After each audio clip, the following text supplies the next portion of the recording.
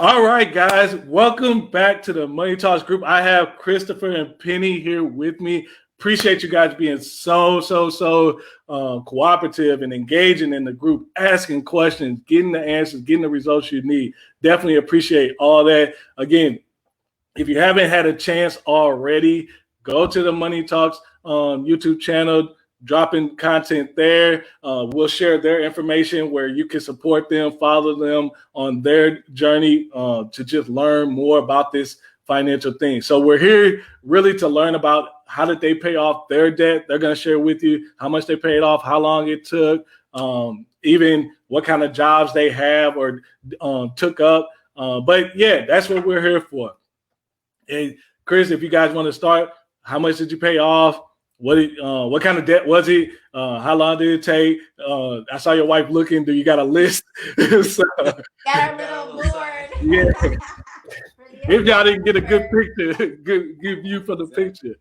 Yep, the exact number: $28,661.85. Yeah. Phenomenal. Like about 7.5. Yeah, it took us 7.5 months to pay. All right. And it was credit cards, student loans, car payment, and car. Oh, okay. Cool. So what kind of got you guys started on actually wanting to pay off your debt? I mean, this was a weird moment in time where we weren't even talking about it. We just got married. We had just got married. So yeah, we started it right when we got married. We got married last August. Yeah. Okay. And I basically, we sat down because naturally, you get married, you merge your finances. Yeah. So that's what we did. We sat down. We were like, okay, we have to merge our accounts and do all this. And we did kind of like a little budget, just listing out like our bills, when they're due, our income and everything like that. And when we were putting the categories for the debt, we realized a huge chunk of our money was just going to that. And it was just like a horrifying. When you get married, you're marrying your spouse's debt too. So did somebody did someone have more than the other? So you looked at them like you knew what was up. We had our own vices. Yeah. Okay. So, but for us, it was just like a really, I don't know, internal connection. Like we both had like a moment where we were just like, we don't want to be in this debt anymore. Right. And that's what brought us to the table to really break down everything that we had. But I feel like even when we did that first budget meeting, we were just like, oh my gosh, look at all this debt that we have. And we're like, all right, well, we'll pay it off one day. And we just left it like that. Oh, wow. And a couple weeks later, I ended up coming across Dave Ramseys podcast. Okay. So then I listened to it and stuff. I was the one that was like the fanatic. I listened to it, I heard it, and I was hooked already. Okay. I felt like so motivated, and I basically printed out every PDF on his website. And Chris was at work, and he came home, and I had like all these PDFs. Babe, here it is. I'm like, bam.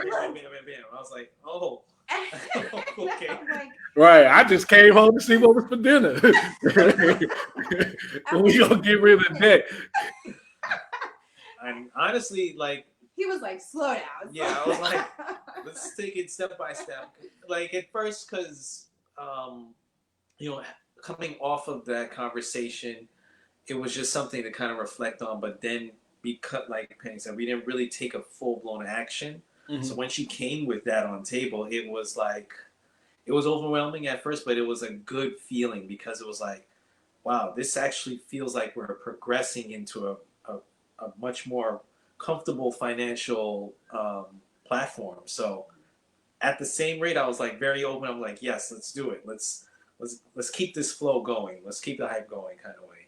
So while you're at work, she making up equations, but she wrote down everything, and you guys, I'm assuming she took out the total number, and so you could actually see how you were gonna get there. Yeah. And, you know, say from an amount standpoint. So and again, we talked about this on a previous video, writing it down to actually see it. Yeah, when you look at it without any type of plan, 20, 30, 100, whatever, it's all going to look overwhelming until you be like, oh, there's actually a solution to this. Now, if you're saying, oh man, if I kind of cut back for, in your case, 7 months, hey, this is how we get to this end. Well, that's not bad. That's very, very digestible. Even if it would have been a year, it still would have been digestible because you can see, oh, it's the end. The math holds true. You know what I mean? Exactly. 1 + 1 is always going to be, you know what I mean, 2. So it's like, okay, as long as I do this, I'll get there. Right. So how did you guys, knowing that you were kind of developing a plan, how did you start that conversation again? Because a lot of times that's kind of tough part of being married. Hey, we're about to talk about money, and like you said, you came in after you said I do, which is normal. So when you said I do, you actually found out what I do too. Yeah. So how did that actually work? What did you kind of do to kind of get started? What did that conversation look like? I mean, it was like a little crazy at first because the first conversation we had, so when he came home that day and I showed him the PDFs, I was like, we had like a couple thousands in our savings account. Like, we need to empty that out and throw it at the debt and only keep like $1,000 on the side. And he's like, what? Like, we're not doing that. What, are you crazy? He's like, we need to build up our money because we actually cash flowed our wedding. Okay. So we were like coming off of that and we're like, we need to save. Right. So we basically sat down and went through, we did the debt snowball. So we listed all of our debt from least to greatest. And we just took it off from there. Yeah. One of the vital, most important things we had to practice was communication. Because I've personally felt like, even with the debt, I still, like my own debt, I felt a little embarrassed about it. Right. And we develop habits and stuff that we feel like it's nothing, we can take care of it, or it's something that you're supposed to live with. And honestly, no, like you're not supposed to. Like, starting that conversation and having that very, very open line of communication, you felt that kind of tension, like that release, like, oh, wow, thank God I can talk about this and, be very expressive and visualize it in that sense. So I think that was probably the most comforting part throughout the process, knowing that Penny knew the debt that I had and vice versa. Yeah. So that we were both on the page, and then we're both saying to each other, like, yeah, we can get through this together, and and this is the very first step. And that snowball, listing it out. Yeah, it really planned everything out. No, that's phenomenal. So how did you guys budget for it? Did you need to cut back on anything? Did you add any jobs? Like, I mean, 7 months is a pretty short time for $20,000, to be honest. What type of things did you do to kind of really get that fine tuned as far as the process of paying it off? We sold a few pieces of furniture that I had from my old apartment when I was living with a roommate. I picked up, so I did like private sessions from what I do like during the day. I started doing it privately, so that really, really helped. Yeah. I sold clothes on Poshmark. Like, any little things we found that we didn't need anymore, we sold it. Yeah. But it was chump change, but it was still, some kind of money to use to throw at the debt. And then also we cut back on our expenses like crazy. I think that's what helped us the most. Setting a specific budget for every category, telling every single dollar where to go. We started using cash envelopes. Okay. And that was literally life-changing. Super vital. Super important. Yeah. So we started doing cash envelopes. Once the money ran out of the envelope for groceries, then we didn't have money for groceries. Didn't eat. That's it. We didn't eat. So we cut our expenses.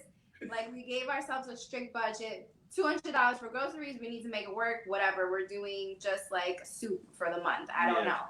And then cut back on like my beauty expenses. I started doing like Oh, wow. stuff. Like and honestly, it ended up working because I've been doing like, I think it prepared me for quarantine. Yeah. We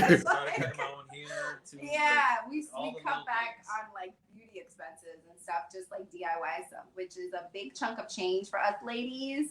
Oh, you know, our nails, like Yeah. our hair. Yeah.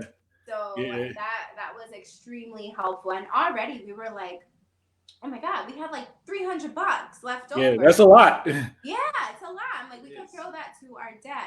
We canceled like some subscriptions that we had, like Apple Music, Pandora, and Spotify. They all do the same thing. So we literally just kept well, now I have Pandora too. So like, we added the second one, but we had that. We used like other people's Netflix. I'm not even gonna lie. I'm gonna be upfront about it. Hey, we share. We're a shared community. Mom-in-law. Look, we can't afford this stuff right now. We didn't get cable because we started right when we got married, and we moved into our new apartment, and we're just like, we're not doing cable. We're like doing this. We just realized there was a lot of things that we were spending money on, and I think the cash envelopes helped a lot because it kept record of what the money was being spent on. I can't tell you how many times throughout the week or through paychecks where I'm like, well, how come I only have this amount of money left? And I can't even recall the things that we spent on. So it's like having those cash envelopes and saying how much money is going for that particular element of life. Right. For us, it was like, okay, good. This is what we're using, and this money is allocated strictly for that. We can't borrow from another envelope. We cannot lean on to another cash flow or anything like that. This was primarily for that, and it helped us. It's a lot of discipline too. Yeah. I think that was probably the hardest part. We had to say no to certain birthday parties that we were going to go to because you go to a party or lounge or something, you're buying food and drinks. Right. Racks up immediately in one night. And we had to say no, to like some friends and stuff. Tell them we're going to make it up some other day. It was a sad Christmas last Christmas. Got little gifts and stuff. Literally, like we budgeted for our gifts as well. So, we budgeted for gifts. Like there was time. We splurged on our Christmas gifts years ago. This Hundreds of dollars. Just throwing stuff at each other. But this year I was just like, all right, one gift or two gifts, and this is the money we're working with. $25 or whatever the case is. And like honestly, that mindset really helped the whole process because before we knew it, one debt was gone, next one was gone, next one, and then the amount of money that we were putting towards the first debt that cleared up, we were now able to put that towards the second one. And that's really the whole concept of the snowball. Like it just keeps getting bigger as far as how much money we're putting in. Yes. And we were shocked at how quickly this was happening. Yeah. And we were like, why didn't we know about this so much earlier? But it's such a great feeling. The hardest part is starting. Yeah. That's really it. Once you're in the flow, it's really natural. Yeah, it's definitely a rhythm thing. And like I said, you guys kind of accomplished a pretty incredible feat before you even started talking about money because you said you paid for your wedding in cash. And a couple I had on last week, they paid for their wedding in cash. Myself and my wife, that was kind of our, at least for me, she didn't really know it. That was my test to see what was going to happen with the wedding. And could we make it through without, racking up debt? But one thing that I understood as soon as I got through paying for that wedding, I kind of told her, I'm like, hey, we did this amount of money for a wedding in a year. And you still did X, Y, and Z or whatever you was doing. We were doing a lot of other things and still did the wedding. So we spent this amount. So in my mind, I'm like, hey, that next year, we should have that amount or more because we just spent this amount. Right. Like that's what logic would tell me. It ended up being more, but it's the fact of when you come off of that, then it looks like, okay, you guys kind of already had a little bit of a baseline of working together going into talking about the money, because I mean, average wedding, I'm not saying yours was, but average wedding is about 30 grand. So 22, you know what I mean? It's, you can kind of digest a little bit because it's not as many pieces as a wedding, but it's still a lot that it learns. And when you go through this budgeting process, when you go through this getting out of debt process, what you're essentially learning is, how do I survive? This is survival skills. This is, you know what I mean? Hey, if the roof is on fire, what do I need to do? And as a guy, I need to know how I can make things happen for my family if something gets out of control. Like, and to your point, you cut back on so many different things to the point that you realize, well, I didn't really need that stuff. What I think I need is what I've been sold that I need. Right. But the reality is, and I'm not trying to make anybody a miser by any means, but the reality of it is, if you really think about it, food, clothing, shelter, I mean, you can do on a lot less. And that's what, even this time, like you mentioned with quarantine, that's what unfortunately might not take for a lot of people. But I try to tell people, quarantine is what getting out of debt really is. You feel isolated. You can go anywhere you want. It's better to get out of debt in quarantine because can't nobody go nowhere. But if you're out of quarantine, all these different people, you got birthdays, like you said, birthdays. It's helping you try to refine, how do I make good decisions? And when I make this decision of, I'm not going to a birthday party, or I'm not going to buy this Christmas gift, does that impact the relationship I have? Oftentimes not. It's an enigma. So that was really, really good. It's like the baseline for setting boundaries that I keep hearing people. But you said you were saying no to a lot of stuff, which is troublesome. So how did you, when you first had to tell somebody no, how did that go? It like, you know, it was like a mental thing. It just kind of felt like, oh man, I felt so bad. Yeah. Because especially because, you know, they're your friends and your family. You don't want to say no to them. But you have to, like, we were very transparent.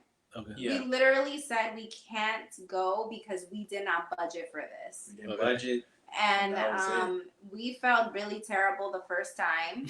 After a while, it was just like, no, but then, sorry. Yeah, then after a while, I was like, look, we didn't budget for this, and we cannot afford it. I'm so sorry. We love you so much. But when we get out of this, we will celebrate. Like, you know? But yeah, it was. Yeah. Part of it too we're was people pleasers. Yeah. So it was hard. Part of it was like, because it was hard, my mindset, at least, we kind of shared the same mindset about it. It was just like, we're only saying no now. It's temporary. It's a temporary thing. And eventually, when we're in a much better financial position, these are things now we can actually communicate about and really budget for. So like, we have, for example, a birthday coming up, and we know where it is. We can sit down and have a budget meeting and say, okay, we're going to use this amount of money for that birthday, or we're going to get this particular gift for this amount of money. And that way we're in control of it, instead of just kind of in the moment and just being spontaneous with spending and not really keeping track of what you have in the first place. Yeah. So it was, it's a good thing. What you've done is the what we call the basics of financial planning, but in a relationship or in a personal aspect, you're teaching your friends and your family how to be considerate of you. You know what I mean? So, because to be honest, like, it's not my birthday. I mean, I have friends, and I mean, I care about my wife, but the fact of the matter is, when someone's planning something, they're typically not planning it with you in mind. So, you know what I mean? This is one of those things where they're like, okay, if I'm going to throw a party, is there certain people I want? Okay, everybody has their little pockets of 8 or 9, 10 friends. Well, you know how your friends are. There are some that, you know what I mean? Hey, I can text this guy 5 minutes before I'm going somewhere. And then there are others like, man, I need to give such and such a leeway. And all that is, in college, it was, oh, such and such might be studying. Let me tell them ahead of time. And then there are other people there, they ain't studying, so they'll just be ready whenever. Good to go. Yeah, you good to go. They gonna be there. So it's very important. But again, that goes to the boundaries. But like you said, when you're talking about the hard part, like we all feel bad. Like, how do you work through? And another big kind of gray area that's talked about is how did you kind of shift your mindset to understand that, hey, I'm not doing anything wrong. I'm not, you know what I'm saying? Yeah. I don't love them less because I can't go, you know what I mean? Or I choose not to go, because that's the difference of being out of debt. Like, it's one thing to have debt as the reason, but once you're out, when you choose not to go just because you don't want to go, it ain't because of money. then it's, yeah. So how did you begin to kind of shift your mindset on that? Because that's something we all, I mean, I think everybody is a people pleaser in some fashion. You want people to understand that you love them, you want to support, and you'll overextend yourself to do that. Yeah. I think the majority of it, we just always focused on our end goal. Yeah. And we're like, do we want to have this setback right now and not be able to reach this goal that we set for ourselves? So that was like our why, our reasoning. Yeah. And for us specifically, we want to have a house, right? We want to be homeowners. Yeah. Which we live in New York, so it's wow. Yeah, we're in New York. That's already, that's already, something that's so. I don't want to talk about the real estate market here, but we said we want this. We want to be homeowners. We want to be financially secure before we have kids. Mm-hmm. So we want to be able to provide for them without, stress and struggling. Mm-hmm. So that was our why that we always thought about. Like, we had to think about that. Like, are we going to go and are we going to have a little setback? And then that's going to snowball into a bigger setback. And then now we're behind on the plan that we initially set. Yeah. So just always kind of reminding ourselves on our reason why we wanted to be debt free or wanted to, have this financial freedom. Yeah.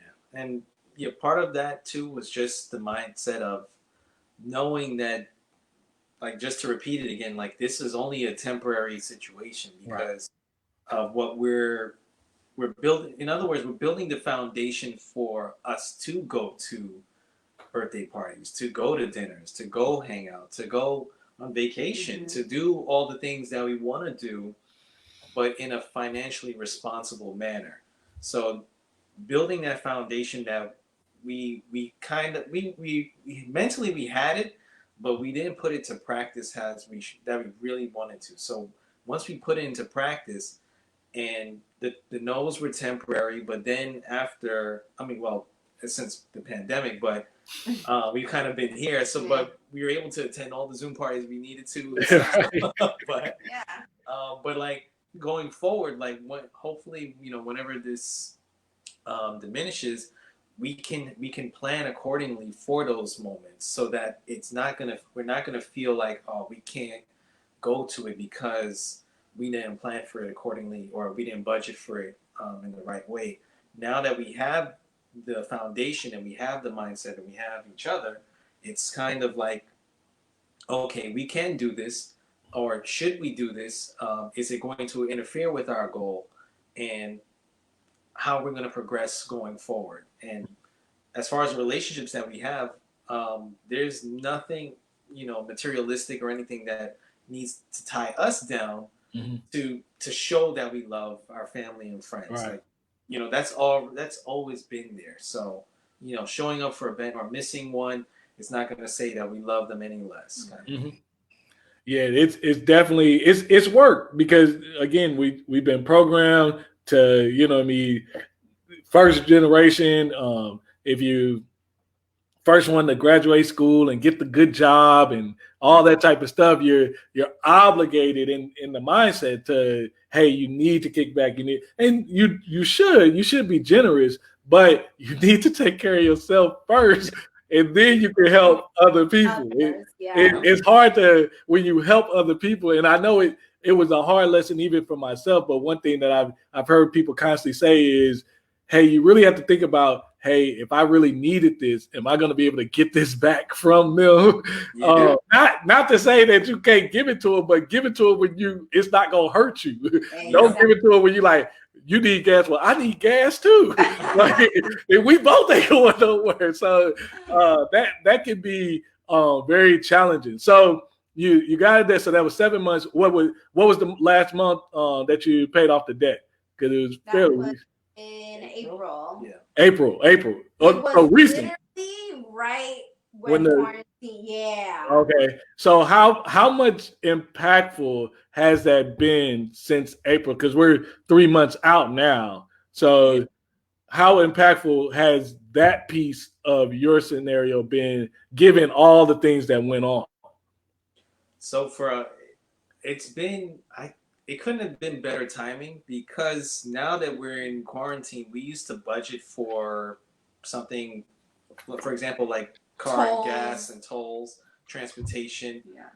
Now we're home, just working from home. So that money that we were allocating for that, we can now use it for something else. So now we were able to push it harder into savings, or plan for something that we want to do in the future, or anything in its nature. So it helped us in a way, and it was a great move. It was a great circumstance for us, because we just, as Penny said, we just jumped right into clearing our debt, and then this happened. It was just like, oh wow! Like, it was like almost like a reward. It was like, in a weird way. It was a reward. Such good work here.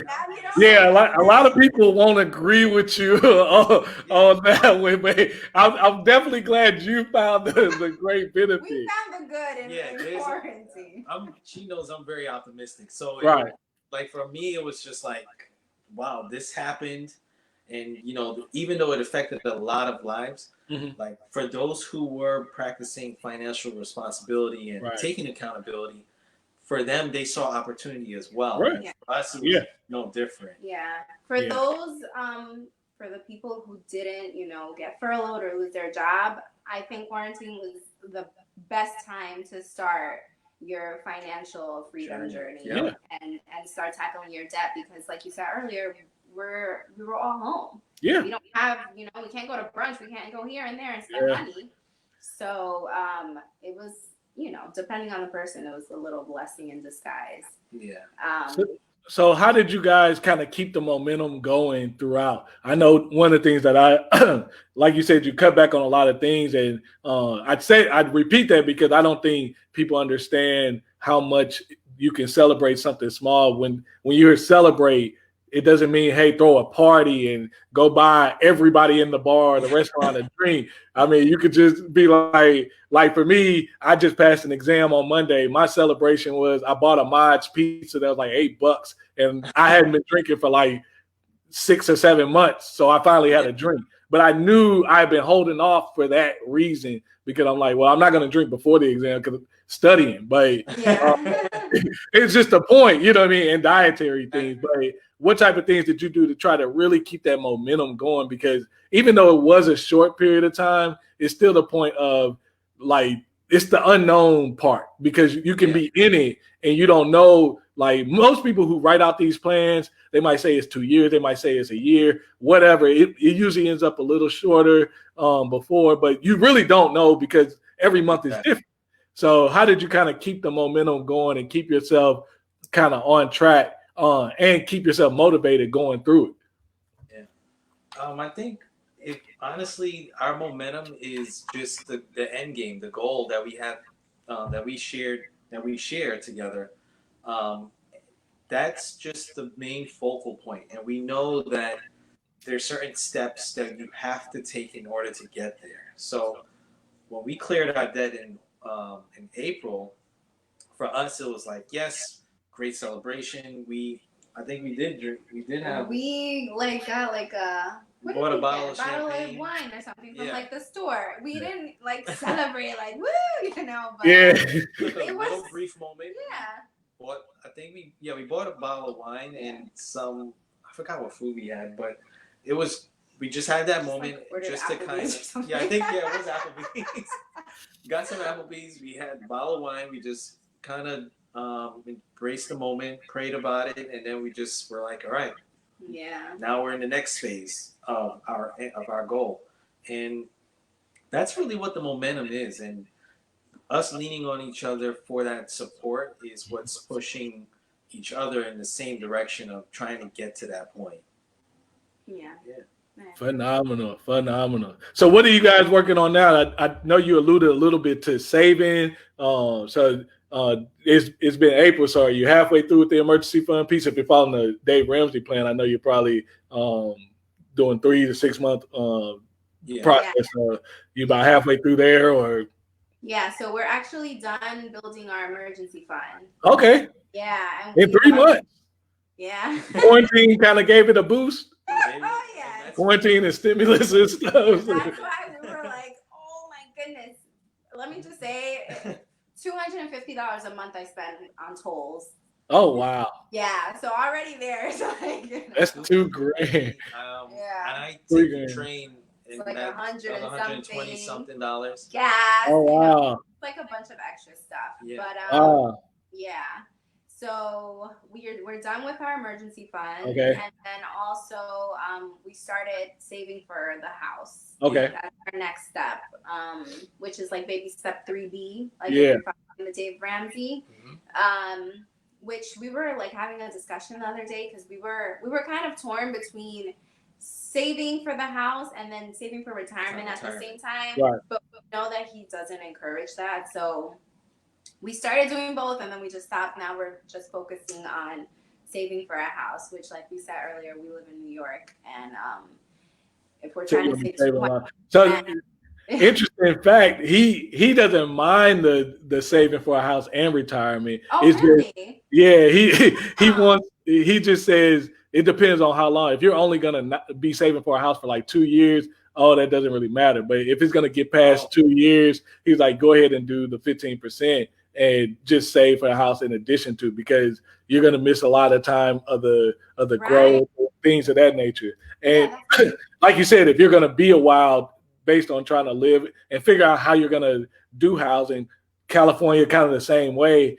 Probably build up the income. It's all going to look different. So it's probably going to be a little while.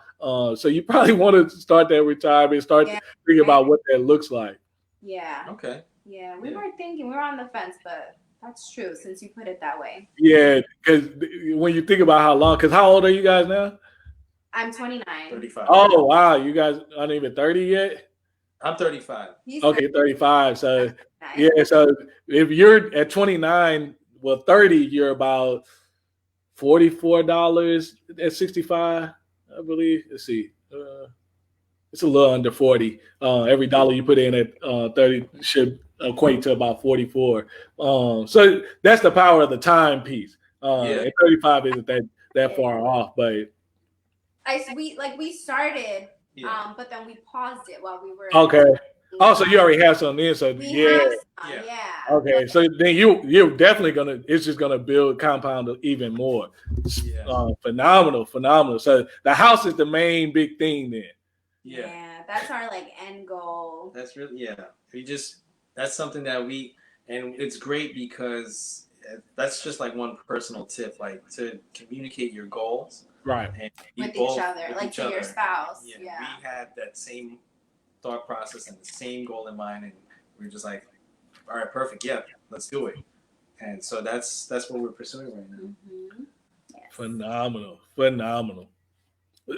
So what would you say is the most difficult part throughout the whole process, whether if you're trying to talk to your spouse or even the debt piece?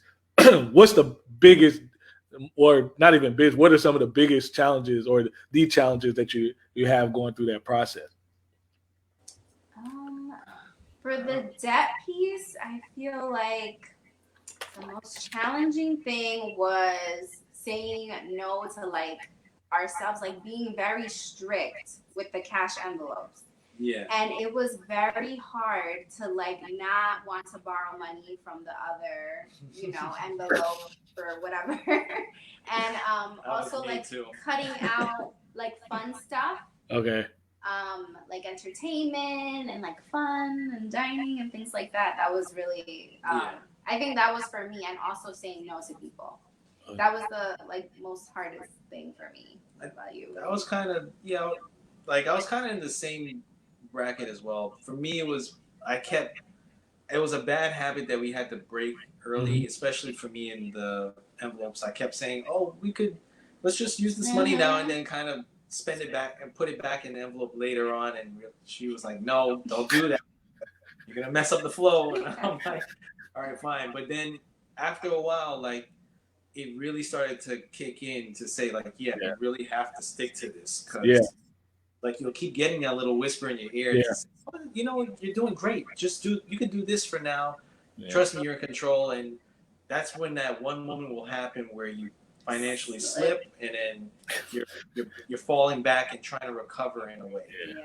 So I think that was one big challenge. The same challenge for me too was just, initially telling our friends no, that we can't do it, or can't go out to that particular event, or whatever. Missing events like FOMO and stuff. But for spouse, we were fortunate enough to be on the same page from the beginning. Yeah. We had to talk about it and stuff with the whole. I scared him when I said we have to empty out the little bit that we have in our savings. Yeah. That's not the text message you want to receive. For me, no, what?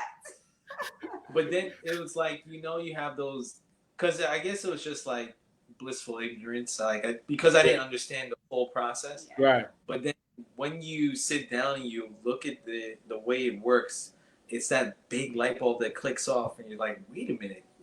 This is actually makes a lot of sense. Yeah. And paying off those debts, especially if you have money just sitting there in the bank, why not just use that money, take care of it, because you'll build the money back so much quicker. You will, and then some. So for that was scary though, a little bit too. It was that commitment of just all right, here, take it, just use it. The little bit that we had, we're like, oh my gosh. Thinking this is really the right move. Our little $3,000 we had after our wedding. So but it really paid off, and then I think knowing that, and at first it was scary, but then the comfort afterwards. Mm-hmm. I don't know, but I never felt that level of comfort, and when it came to money ever. Yeah. And I was always the type to I need to be there. I need to help this person out. I need, if I have the money, I'll do it. Right. I don't care about money, blah, blah, blah, all that. But that feeling, but then having the credit card debt, for example, and having that loom over you constantly. And it got to a point where I noticed that people just get so comfortable with it that it's just second nature. I have 4 or 5 credit cards and this amount of money, but it's okay. It's no problem. I'm living with that over your head. Right. I had one card? You had one card. I had one card, and I was stressing out about it. Yeah, and that's the thing. Even before I started teaching this stuff and I started learning, I had limits. I had limits for myself that I'm like, look, my credit card limit jumped to $10,000+ on a credit line. I'm like, I couldn't imagine, because I would only go over, my limit was $3,000. I'm like, I'm not going over $3,000. I start really getting sweats. And then it took me a few months to pay that off. And I'm like, dang, it took this long just to do $3,000. Yeah. If somebody got $10,000, how does that really work? And it took me a while really working with this stuff. But the credit card, probably out of everything, is probably the most dangerous, because you can use it for so many different things. Oh. And I mean, I'm visceral now about it, to the point that I do use it for the activity or whatever, get a cash back, or honestly, when I'm buying something online, that's the only device I'll use. Yeah. But I'm in that thing, as soon as it posts on the account, I don't want to see a bill. Hey, I'm paying it right off. Don't even worry about it. If I get a statement from you guys and it doesn't say zero, it's going to be a different type of conversation. But you have to be that way when it comes to credit card, because it's so, like you said, it's so simple. It eases itself so quick, because before you know it, you're paying $10,000. But what are you paying $10,000 of? A whole bunch of Chipotle, a whole bunch of Starbucks, a whole bunch. You be like, well, dang, that $10 thing of coffee cost me $200. Yeah. That ain't it's a big deal. So no, that's good. One thing I didn't touch on before we begin to wrap up is, so would you guys say you came from money, from like you guys talked about money in your households growing up? How did that play a part where you're at now? That's a good question. Yeah, that's a really good question. So I came from a single family. My mom was the head of household. So she raised my sister and myself. And I always saw her obviously like go to work and stuff like that. But she never really talked about like debt and money. And she never like had a conversation with me like, oh, this is this. I took out my first credit card by myself. I turned 18 and I was like, credit card, I can take this out. Well, you know how they like. Yeah, they come to you at school, man. Exactly. So I did that, and so I wouldn't say that we had a lot of conversations about like the dangers of debt. But I felt fortunate enough for her to like teach me different things that were beneficial now. Like, for example, tithing is a really big part of our financial journey. But yeah, I wouldn't say that I came from a family that was well versed in finances at all. But my mom did very well for herself, for her single mom. Yeah. Right. Yeah. For me, I had mom and dad and two brothers. And I wouldn't say that we were financially versed in, the pros and cons of handling money. It was never something where they sat down and we kind of really spoke about it.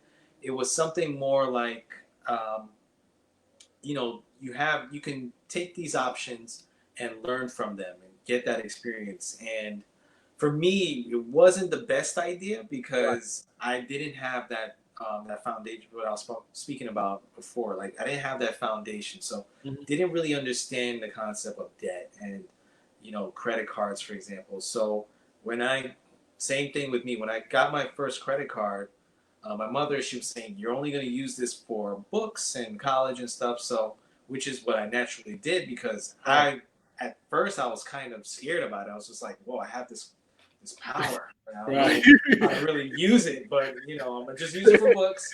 And then after a while, he said power. It just kind of and it's a unique mindset because that's kind of how I grew up using a credit card, and in the sense it was like, oh, I don't have the cash, but I can put it on my card. Right. Literally, that's what we would say. It's a very, very bad habit that I developed over time. And because it was just a mindset of like, oh, I don't have to worry about this now. Got the credit card, boom, I can spend it. And pay it off little by little. It's no problem. I'll just pay this off little by little, and then eventually, you end up spending more than paying off more, and then you're in the danger zone of your credit card, and then that's where the sweat starts building up. Right. Dark cloud over your head. But you never had conversations with your parents about that. And it was a level, and that kind of internal embarrassment of having that and then not reaching out for help in a way. So it was kind of saying, all right, how do I deal with this? And I don't have any knowledge of knowing how to deal with this. So I'm going to just wallow in this kind of dark cloud that I'm in and just keep kind of going and hoping that the answer would just kind of fall from the sky. But it was just kind of building more and more into that financial debt. And eventually at one point I was saying, all right, enough is enough. I got to really focus in on this. So I physically took the card out, left it at home, and just focused on paying off the monthly balance and then chipping away at it. But the rate I was going, it would have took me forever to do it. So that was just my internal struggle, and never really reached out to anyone. But then speaking with my wife about it, and then we were sitting down and putting things in motion.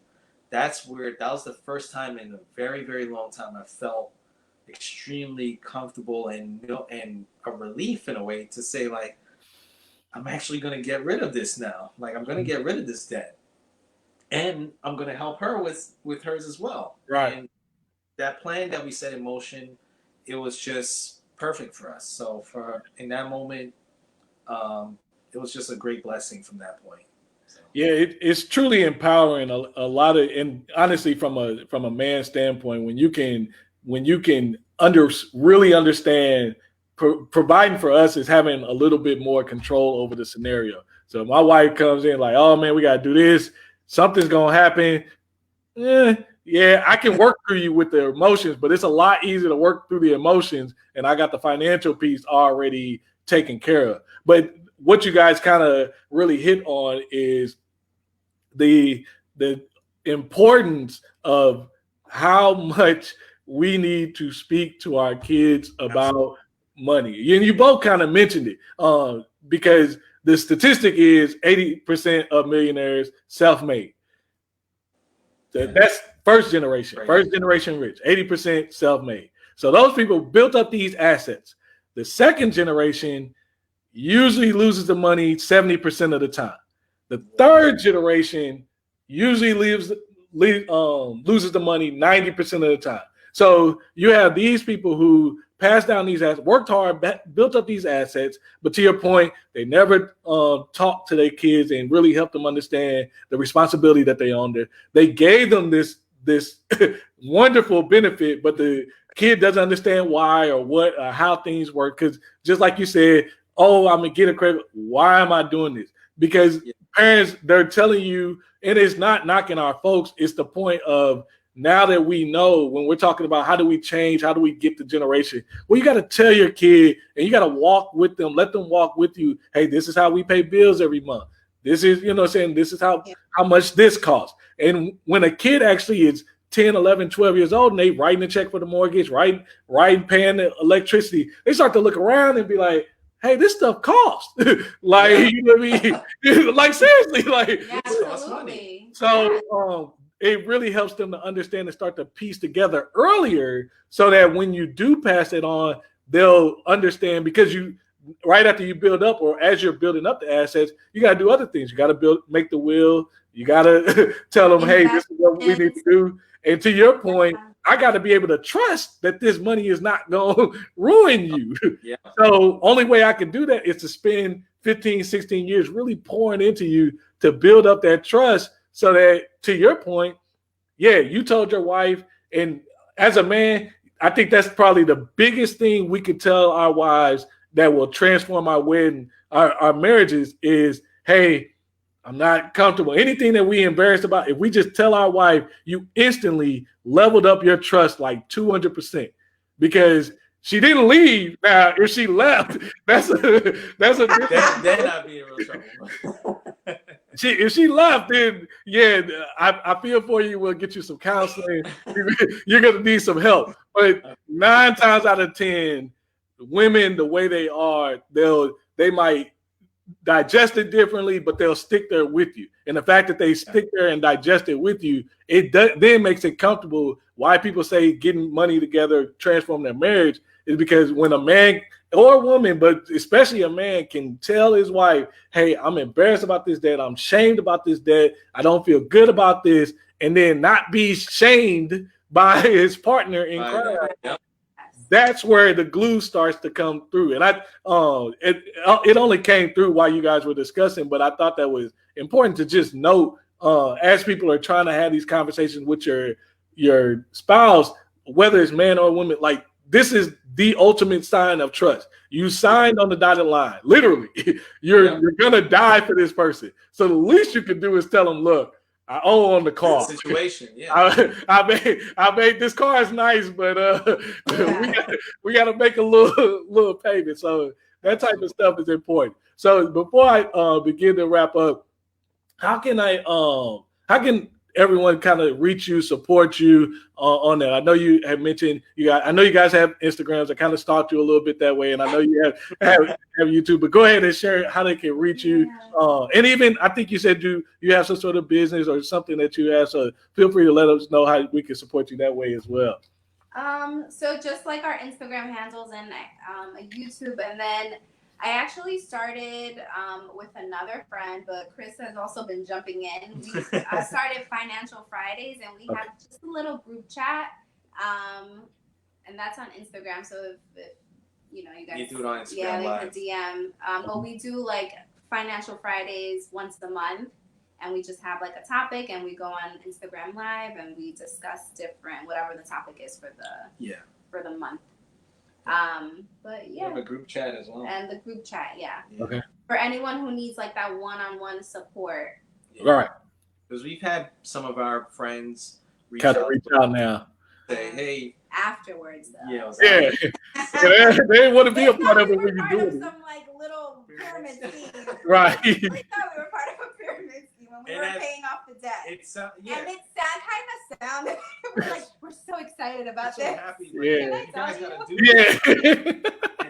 And at first people were like, yeah, I think I'm okay. But like, honestly, like those who are really, being very mindful about it, those were the ones that reached out and said, hey, I'm doing this right now. What do you have for advice? And what do you think? So what do you think? Nice. And that's so the group chat is like a support system, which is super important. And depending on whoever is in the group chat, they can do like privately DM us and just be as transparent as they want. Absolutely. And not be ashamed of the debt that they carry. Yeah. Because like it or not, the person next to you likely has some debt as well. So you're all in the same boat. So phenomenal. So I'll definitely, if you're watching this on YouTube, you'll catch their information in the description below. Instagram, they're on YouTube as well. So I'll link their channel down below. So before we get out, one thing I always like for people to do, because you guys have been so grateful with your time, is how would you encourage either a couple, single person, wherever they are, that's kind of trying to start their debt, or like you said, just kind of sitting in there and knows things ain't quite right, but just don't really know where to begin? What are some things you would would encourage them with to get them going and help them get on their debt-free journey? Well, for anyone, sit down, literally. So if you're married, sit down with your spouse. If you're single, just sit down and think about where you want your life to be 5 years from now. Think about, what you want to accomplish. Set a goal for yourself. If you're single, you might want to, travel for 3 years. So if that's going to be your main goal, you have to figure out how you're going to find the money to be able to achieve that and to do that.